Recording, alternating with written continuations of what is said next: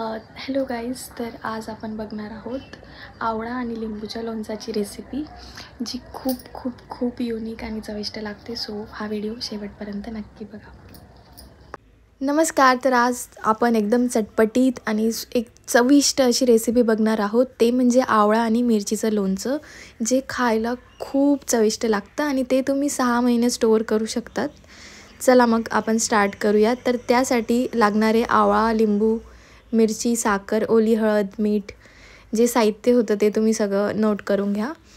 आवळा आपण धुवून छानपैकी त्याला वाफवून घेतलं आहे 10 ते 15 मिनटं.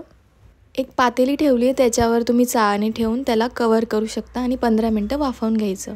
तर आवळे वाफवून झाल्यानंतर ते थंड झाल्यावर आपल्याला त्याच्यातल्या ज्या बिया असतात त्या रिमूव्ह करून घ्यायच्या आहे. तर ही रेसिपी आमच्या आईंची आहे. आई म्हणजे माझ्या आजी सासू, त्यांची ही रेसिपी आहे. सो नीट बघा आणि नक्की ट्राय करून बघा. याच्यात सर्व प्रकारची चव तुम्हाला भेटेल, तिखट, आंबट, गोड. तर नेक्स्ट स्टेप, आता आपण ओली हळद घेतली आहे, 1 पाव घेतली आहे साधारणतः. तर तिचे साल काढून आपल्याला तिला छानपैकी किसून घ्यायची. हळदीला खूप कलर येतो, म्हणजे हाताला वगैरे किंवा फरशीला वगैरे पण लागू शकतो. जर तुमची व्हाईट फरशी आहे तर पेपर वगैरे काहीतरी कापड टाकूनच ही प्रोसेस करा, नाहीतर फरशी खराब होऊ शकते.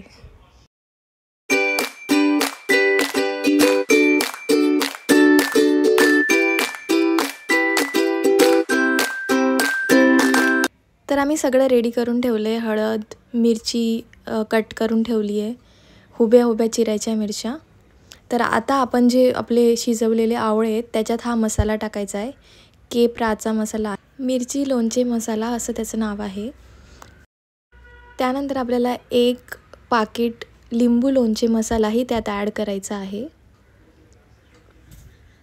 हाही मसाला केपराचाच आहे. दोघं मसाले केपराचे आहेत, लिंबू आणि मिरची.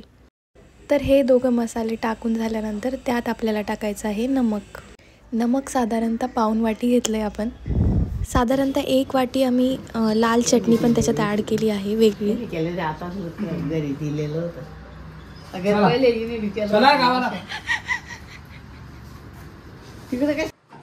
शेंगदाणा तेल आम्ही साधारणतः 3 वाटी घेतलं आहे.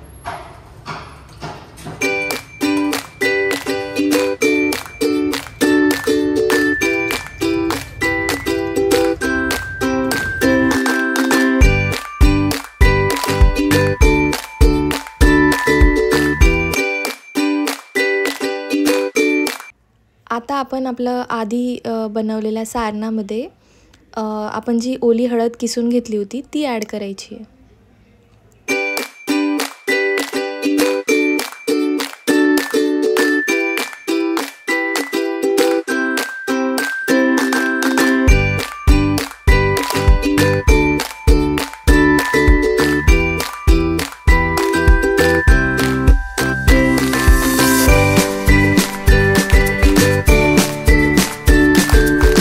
ओली हळद टाकून झाली की त्यानंतर आपण ज्या मिरच्या कट करून घेतल्या होत्या त्याही त्यात ॲड करायच्या आहे.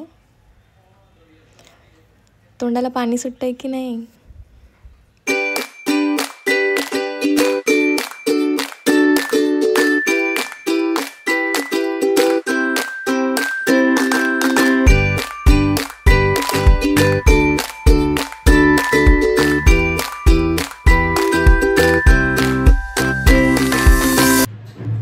तेल थोडं बऱ्यापैकी गरम झालं की त्यात आपण जिरं आणि मोहरी ॲड करायची आहे. जस्ट 1 चमची ॲड केली आहे.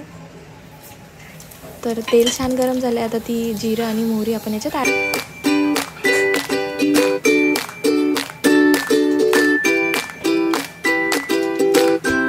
आता हे गरम झालेलं तेल आपल्याला आपल्या सारणामध्ये टाकायचं आहे.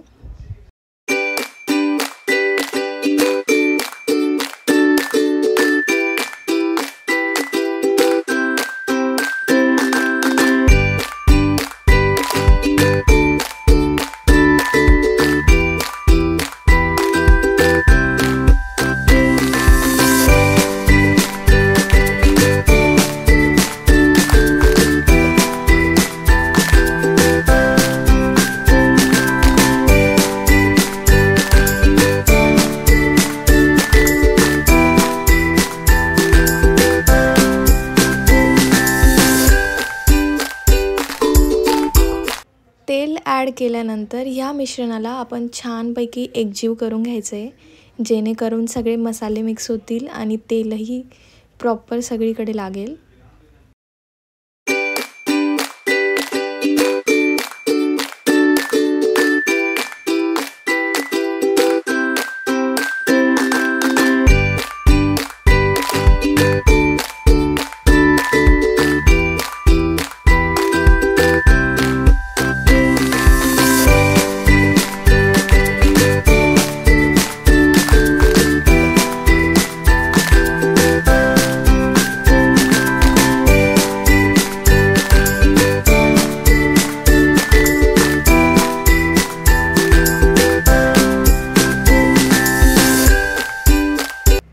आता आपलं सारण छानपैकी मिक्स झालं आहे. आता आपल्याला याच्यात साखर ॲड करायची आहे.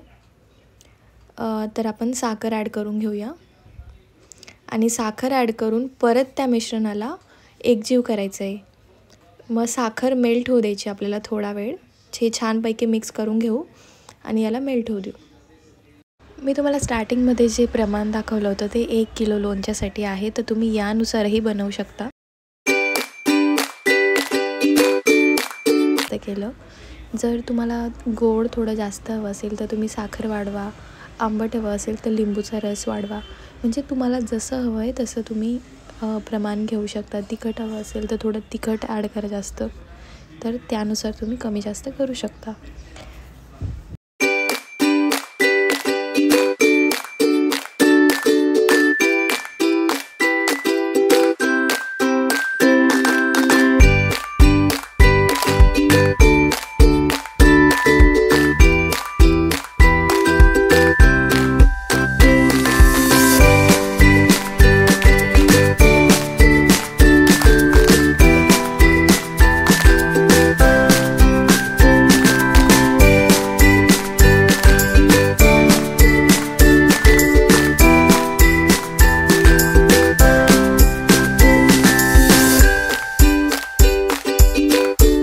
आपलं मिश्रण एकदम रेडी आहे. आता आपल्याला याच्यात फक्त लिंबूचा रस ॲड करायचा आहे.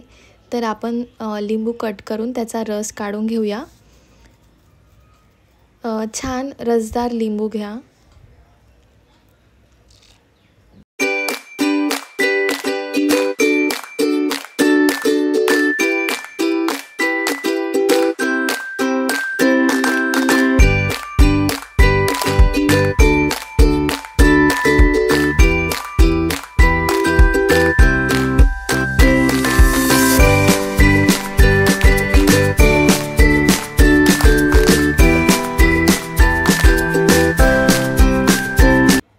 तर आम्ही सगळ्या लिंबूचा रस काढून त्याच्यातल्या बिया रिमूव्ह करून घ्या आणि ते आपल्या मिश्रणात ॲड करून घ्यायचं आहे आणि परत या मिश्रणाला छानपैकी मिक्स करून घ्यायचं आहे. आपलं आंबट, गोड, तिखट लोणचं ऑलमोस्ट रेडीच आहे.